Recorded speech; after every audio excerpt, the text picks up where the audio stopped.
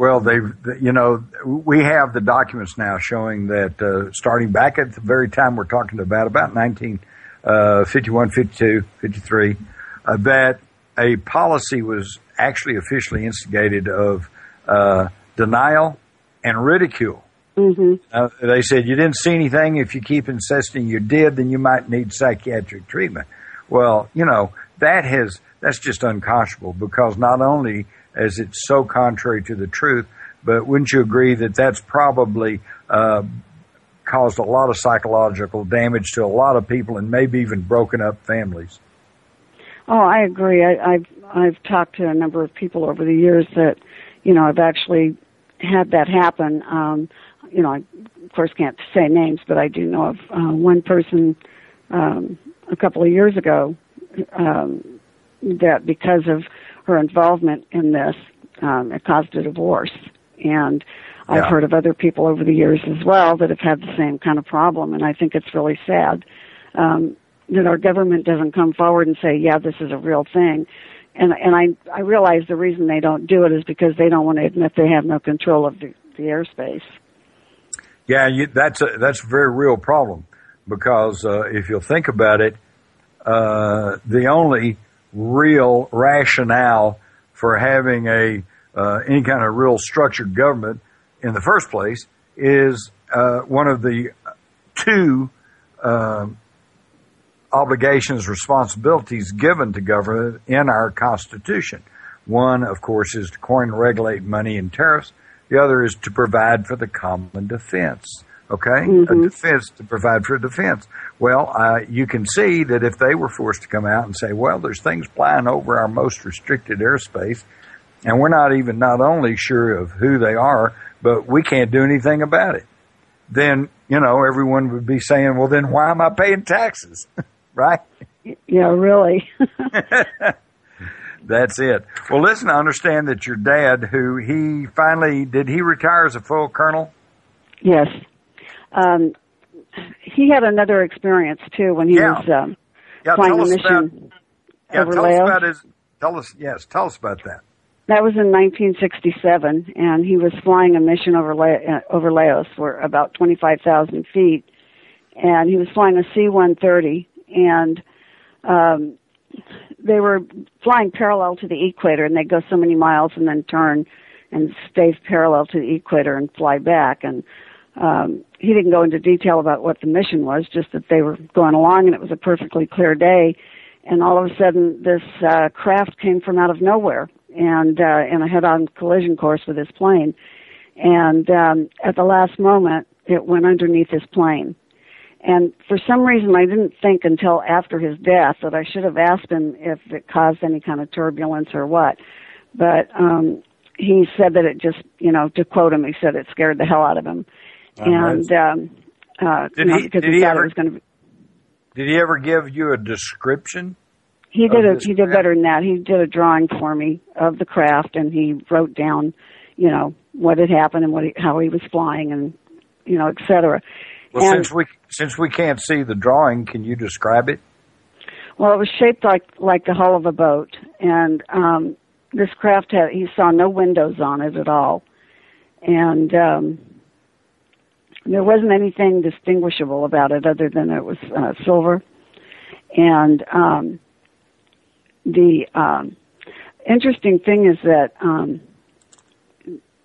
at some other point, I had been researching some stuff on the internet, this is years ago, and I came across a craft that somebody had drawn and put on the internet that looked very much like the one that he had drawn for me.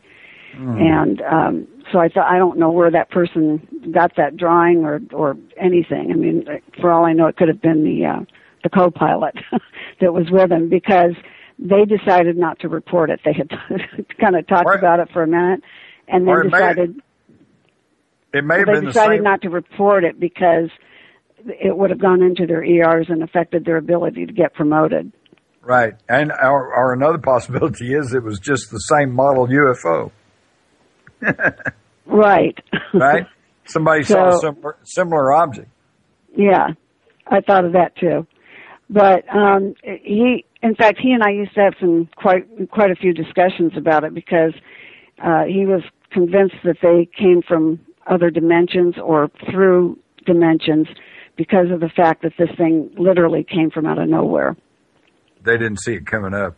Well, when you said it went under their plane, did he give you any indication of whether this was they were just following, the UFO was following a flight path, or did it change course?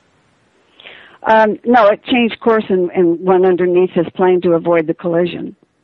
Well, then that indicates intelligent direction. Yes, exactly. Okay, that's what it kind of was. Yeah, it was because it was coming in a head-on collision course when it came from out of nowhere and then just dove under the plane at the last moment. What did he say when you asked him if he'd been debriefed about what happened when he got on the ground? He said he wasn't because they didn't report it. They knew if they reported it, that they'd never get a rank again. They'd never get promoted again. You know, it was, right. You know, they kind of talked about it for a minute, and then they decided now they weren't going to say a word because it would have gone in the ERs. You know, Vivian, that's still going on. I know. I heard a story from some pilots, and they radioed the ATC, the air traffic controller, and said, you know, I've got a UFO over here on my right wing, and it's very huge, and it's silver, and it's pacing us. And the pilot was just all excited, and the ATC radioed back and said, "Are you reporting a UFO?" And there was a long silence, and the pilot said, "No." Yeah, so, that's very common. So they unfortunately. Unfortunately. And that's why that the man in the street is still, you know, being titillated on the one hand with ETs and spaceships and, you know, the USS Enterprise and everything else on TV. And yet when it comes to the news, it's like, nothing there, folks. Yeah, it's very frustrating, you know, and especially when people get really good photographs or video or anything, they do everything they can to discredit it, and it's just really unfortunate. Well, the only bright spot is that, at least to me, this is changing. I know when the sightings over Stephenville occurred here a couple of years ago here in Texas, certainly the Texas media, and I think to a pretty good extent the national media, actually began reporting on that in a fairly straightforward reportorial style rather than just sneering and laughing and say, oh, well, look what the hicks in Texas are saying, right? You remember that? Yeah. Would you agree that the attitude is changing? I think it's changed a little bit, and but I've also seen in the last several years too, I've seen where, you know, something will be reported and the local news media, as they're reporting it, they'll snicker and make jokes about it, you know. They don't really treat it all that seriously, and I think that kind of contributes to the overall problem. Nobody wants to be humiliated or made a fool of, and unfortunately that's what's been going on for a long time. Well, and that's probably caused you problems in your investigations because how many people have said, well, I'll tell you what I saw, but don't use my name. Or they'll say, I don't want to talk to you. I don't want to be laughed at, or nobody will believe me. I'm sure you've heard all of that. Well, not only have I heard all that, but I was there at one time myself. If I even brought the subject up, I'd have people say to me, well, what are you smoking? You know, or they'll say, right. I've also had them say, whatever you're drinking, I'll have the same thing. Yeah, you know, they make jokes out of it, and so you get to where you don't want to talk about it. Exactly. And it was like that for a lot of years for me, and I wouldn't talk about my own experiences. I wouldn't talk about any of it, and you know, I've got fabulous photographs I've taken, and I keep negatives. I keep original disc, you know, of certain ones, because I don't want anybody ever saying I, you know, played with something in Photoshop and did this or did that. So I think it's really important for people to know that if they do get something, to keep originals and to document everything. I think documenting is very important too. Everyone listening, write down this number. Here's a call-in number. I'm sure that the chat room is just bursting with questions. We've got some technical difficulties here. I'm trying to get some of these questions passed along. But in the meantime, write down 888-919-2355. There's a call-in number. And maybe we can get you on. We've got, just less than 20 minutes to go, but especially with Vivian Walker here, an experienced UFO investigator, and now the state director for EPIC in Louisiana, and myself, who's been kicking around looking at UFOs since early 50s, mid 50s. Then I can prove it because I when I was about 14 years old, I did a watercolor painting of a UFO landing on a Texas highway. It was based on newspaper accounts of an incident they had out in Levelland, Texas, way back in the 50s. So I've been at it a while too. So you've got two experienced people here with UFOs and attendant things. So if you've got a question, call 888-919-2355.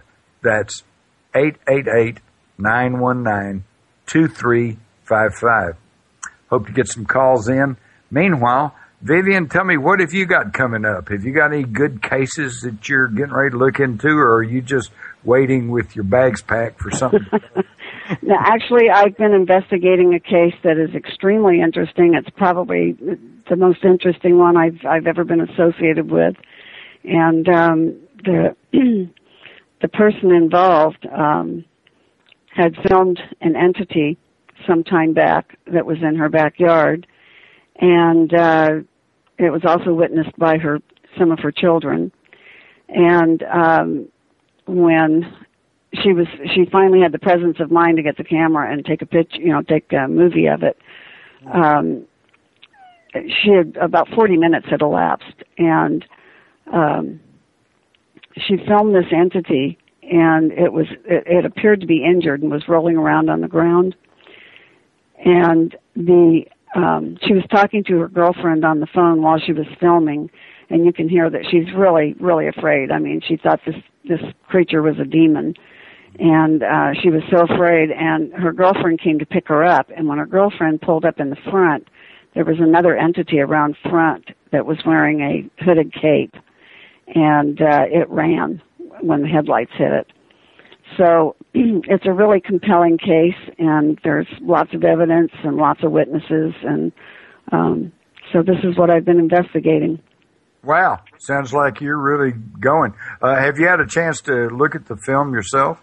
Oh, yeah. And she has the original, and what I have is a copy, and excuse me, my allergies. Anyway. Mine too. Don't worry about it. This is my time of year. Yeah, me too, and I'm losing my voice. So, well, before your voice goes, quick, tell us what did you see? What did it look like? Well, it was it was a small creature. They're about 3.5 feet tall, and you can see in the film where it was shooting something out of his eyes, light, and she felt that it was directed at her. That's why she was so afraid, and she doesn't know why it was injured. She did have 3 dogs, and the dogs were on her back porch, and they just weren't moving. But we think that maybe the dogs had attacked it. And so soil samples were taken, and I won't mention by whom or by who or what organization. And the soil samples seem to have disappeared. And there was a lot of confusion as to where a lot of things went involving this case, and it took me quite some time to get all the evidence together that was gotten a number of years back. Excuse me. And the only thing we still don't have are the soil samples, which is really a shame because there was possible DNA on it. Right. So, well, Vivian, I can't tell you how much I appreciate you being with us tonight, and let's give your voice a rest here. Is there anything? It's okay. It comes and goes. We've got some callers on the line, so okay. Unless you have something else you need to add, is there anything else? No, I think that's probably all for now. Well, I thank you so much for adding to our knowledge about the 1952 fly over Washington and join us tonight, being the second of eyewitnesses that saw that. And as we've heard, neither one are buying into the story that it was just some sort of natural temperature inversions. Actually, I do want to add one more. Okay. A friend of mine, and I won't say his name because I don't know if he wants to be involved or not. He's a retired lieutenant colonel, and he was a pilot, and he was a teenager and living near the same area and saw the UFOs as well in 1952. So that was another pilot. But he wasn't a pilot at the time, of course, but he knows what he saw, too. Exactly. Vivian, thank you so much for being with us, and good luck to you on your epic voyage. Thank you. All righty. It was a pleasure being here. We have a caller now from area code 559. Is the caller on the line? Hello. Hello. How are you this evening? This is Donnie. Can you hear me? Hey, Donnie. Yes, I'm just lovely. Oh, good. Well, I'm calling in because I had a sighting, and the sighting that I had, they were colored lights. They were a green colored light. And I've been stuck on this as to why some are lights and some are actual, what appear to be solid objects, UFOs. I'm wondering if your school of thought on this, do they all have the capability of, being under that light, or are the light UFOs and the solid-looking UFOs, are they just totally different?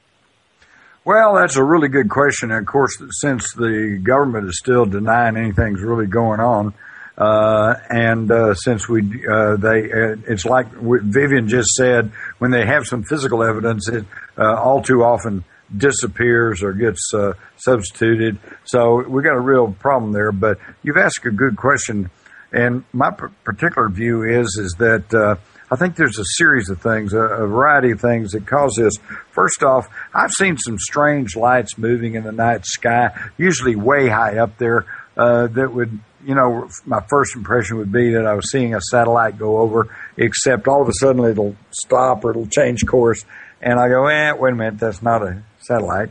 So, and then I think that you have a situation of where, like in the Phoenix lights, where you have an object, there was a solid object in the air, but it was dark, and you got very bright lights on the underside of it. So even if it comes right over the top of you, basically all you see are the lights, okay?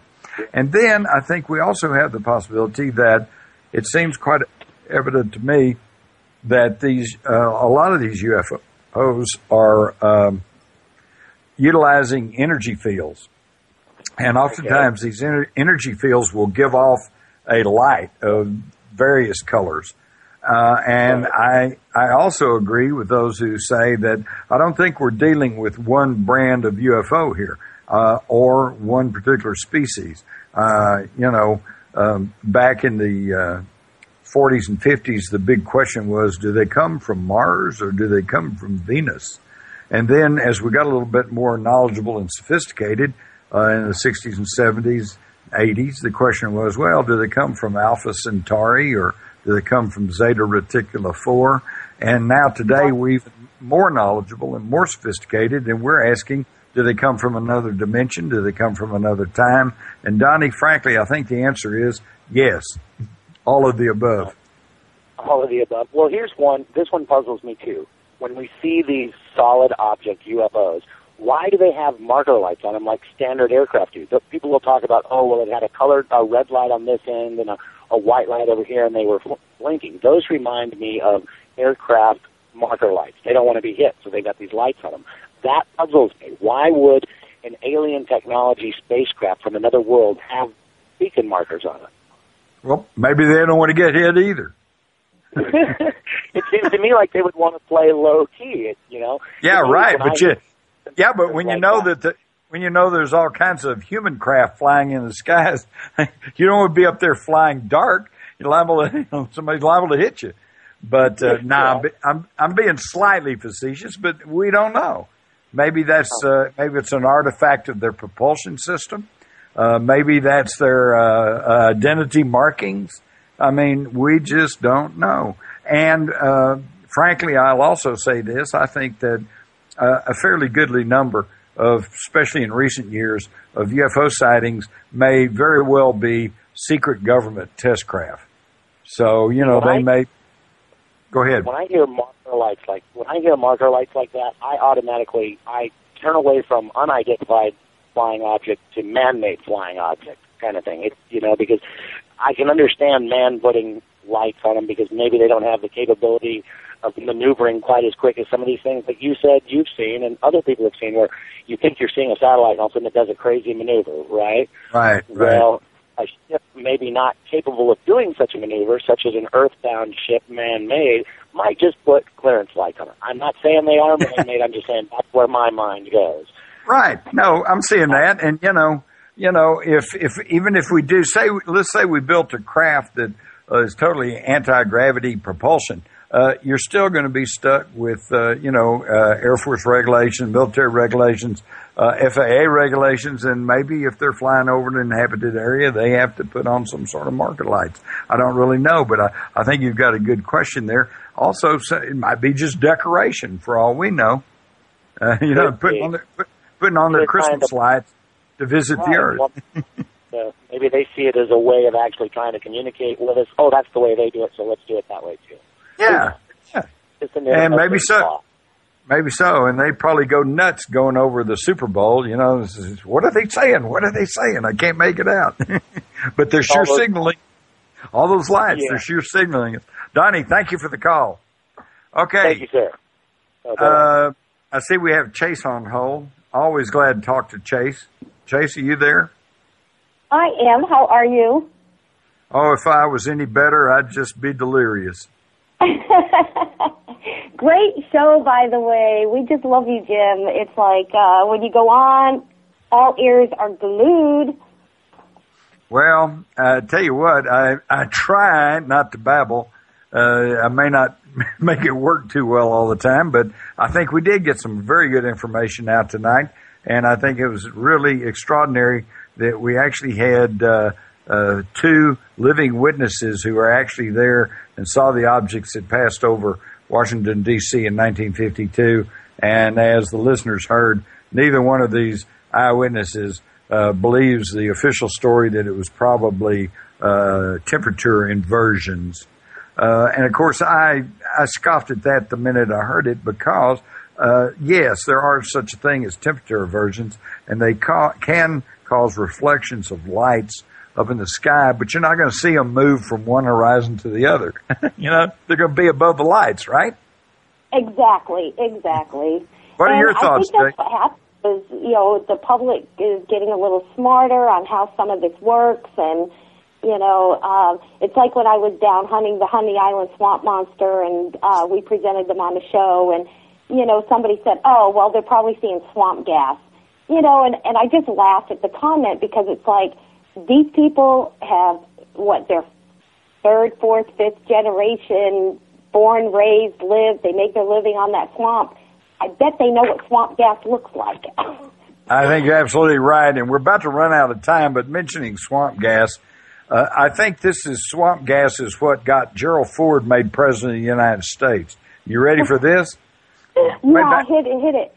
Way back there, he is a representative from Michigan. They had a very sensational UFO sighting up there around a girls' college, as I recall. And they sent their scientific people up there, and they held a press conference. They said, we think it was swamp gas. And that so enraged the good people in Michigan, that they just pressured Gerald Ford, their representative, and he announced that he was going to form a committee in Congress, and they were going to seriously investigate UFOs because, something's going on, and it wasn't swamp gas, even if J. Allen Hynek said so. So, but then somebody obviously got to him, and before that committee could be convened, he kind of dropped all of the calls for a UFO committee and kind of went soft on the whole issue. And then, of course, when Richard Nixon began to get into trouble, I'm sure they told him, Jerry, hang in there, we'll take care of you. And when Nixon got in trouble, they he appointed Gerald Ford as as his vice president after Spiro Agnew was run out of office. And, of course, then when Nixon was run out of office, Gerald Ford became president of the United States. Maybe that's what you can expect if you keep quiet about UFOs. Isn't that interesting? Absolutely. Hey, Vivian's not on the phone still, is she? Yeah. Oh, good. You are good. Vivian, all right, we've only got about 2 minutes to go. Let's go. I'm jumping, Jim. Hold on. Hold on for it. Okay, Vivian, when you were describing looking up as a kid at the discs and everything, do you remember how many there were up there? I think there were about 7. Oh, jeez. Awesome. 7. And have you heard any accounts from any other of the witnesses, maybe kids that you played with, or, did you guys talk about it at all? I kind of know the answer already, being a military. No, nobody did because, and I didn't, especially because I thought it was top secret, because of the way my dad acted. And then the people next door, he was Army, and he was a major in the Army, and we were best friends with his kids, but none of us ever talked about it because we just assumed it was top secret. I mean, you grew up in the military, and you're taught, you just don't talk about certain things, and right. So you don't ask. Absolutely, and it's something that you're told all the time, but it is a certain behavior. No matter what you see in this lifestyle, you don't even think about talking about it. It's a way of life. It's how you behave. Right. I understand that. But when you told your story earlier, I was very excited to hear about when you said you looked up how many objects. Now, is that what was reported as well? Like that many objects? I don't know. Okay. Okay. Well, hey, let me throw in here. I think the answer to that is that, and this is explanatory. Some of the accounts I read said 9 objects, and others say 8. But then, if you listen to Paul, he said one of them separated, and then now we've got Vivian who said there was about 8. No, there were. 7. Yeah, I thought there were around 7. 7. I mean, I can't be positive because it was so long ago, but in my mind's eye, I think it was about 7. And I remember seeing 2 of them kind of separating off from the cluster. And, that's right. So one more than the other. What I'm suggesting is that there could have been 9 to begin with, and then 2 of them separated off, and there were 7, and then maybe 2 more separated off. Anyway, they seem to be moving around and changing in formation, which I think they were moving around. Yeah, this accounts for the discrepancy, and some of the witnesses saw 7, some saw 8, some saw 9. I think it's perfectly understandable. Well, I think we're out of time, and so we're going to have to call an abrupt end to this really fascinating, epic Voyager expedition. And this is your permanent floating, part-time, sometimes occasional fill-in host, Jim Mars, wishing everyone here a really great evening and better tomorrow. And thank you for tuning in, and we'll be doing this again real soon. And thank you, Vivian. Thank you, Chase. Thank you, Donnie. We had some other callers on the line. I'm sorry. Hang in there. Maybe we'll get to you next time. This is Jim Mars saying adios.